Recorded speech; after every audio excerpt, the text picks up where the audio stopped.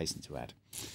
We're going to turn our attention to the French newspapers. Now Elena Casas is back from her holidays and with us once again. What's on the front pages today then, Elena? Well, Libération's got an exclusive, which is some good news for Parisians. It might be raining, but your rent's not going to go up anytime soon. Thanks to the new president, François Hollande. They've interviewed the new housing minister, Cécile Duflot, who tells them that the new government is going to rush through a law over the summer to stop landlords raising the rent when they re-rent their property to somebody else. So apparently the average rent in Paris has gone up 50% in the last 10 years, which is pretty stratospheric, some of the highest rents in the world. So they're going to crack down. Now, unfortunately, these rising housing prices not only are not very much to the liking of people trying to rent in Paris, they're also, according to Le Figaro, not very much to the liking of very wealthy people trying to invest.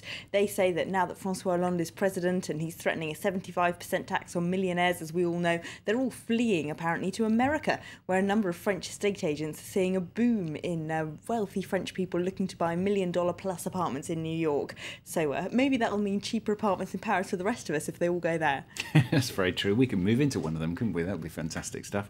The retrial of Jerome Kerviel, that's also getting lots of column inches, isn't it, today?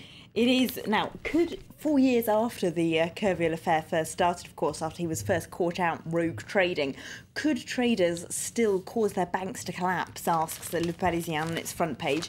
And the answer essentially is yes, they say inside. They've talked to an anonymous trader who refuses to give the paper his name inside. And he says very little has really changed about the regulatory system. French banks have made a lot of song and dance about putting in certain measures, having more controllers, trying to reduce the amount of really risky trading that's going on in their banks, and even forcing the traders to take more holidays so they don't get cabin fever and start making mistakes. But all of this, they say, has not really reduced the risk of someone, if they wanted to cheat their employer, like Jerome Kerviel apparently did, although his defence, of course, is that the bank must have known what he was doing. They say there's a problem in the regulatory frameworks of banks.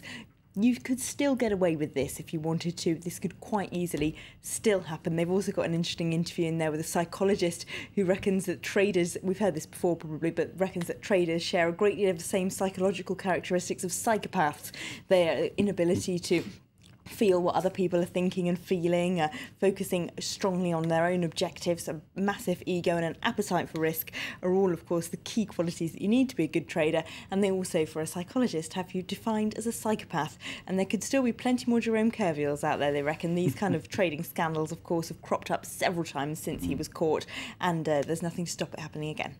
You're talking psychopaths, you're also talking sadistics, Canadian killers. This is the story which has been all over the French media at the weekend. Loose in Paris, apparently, now. Yes, this is, of course, a rather horrendous story of the Canadian killer who supposedly chopped up his lover and kept bits of it in a fridge, who's now been spotted in Paris. Now, as you say, the French press have been fascinated by this, so much so that as many as 10,000 people, assumedly having read about it in the press, have called Paris police over the last weekend to say that they spotted him out and about in Paris. Now, they can't all really have seen him, but he was apparently really spotted on CCTV footage in a Parisian suburb. Le Parisien explains they've interviewed a terrified 29-year-old waitress who sat across from him in that bar and spotted the sadistic killer, apparently. And Le Figaro explain what the French police are doing to try and track him down. Apparently they're analysing the DNA found on Coke bottles he supposedly sipped from in that bar, and also trying to follow his internet electronic trail, because they reckon he's going to be forced to take money out of his bank account at some point because he'll be running out, and then they'll be able to trace where he's done it and hopefully then track him down.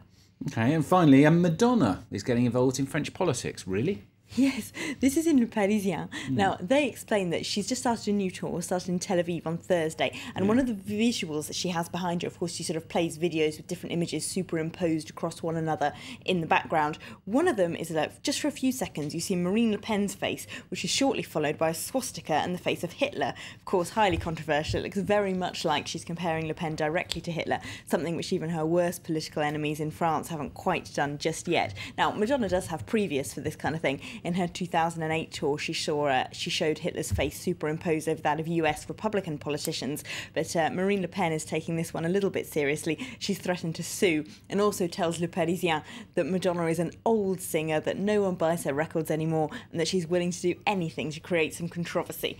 So Marine Le Pen getting into a bit of a bitch fight with Madonna over this video. A cat fight between Madonna and Marine Le Pen, that would be intriguing, wouldn't it?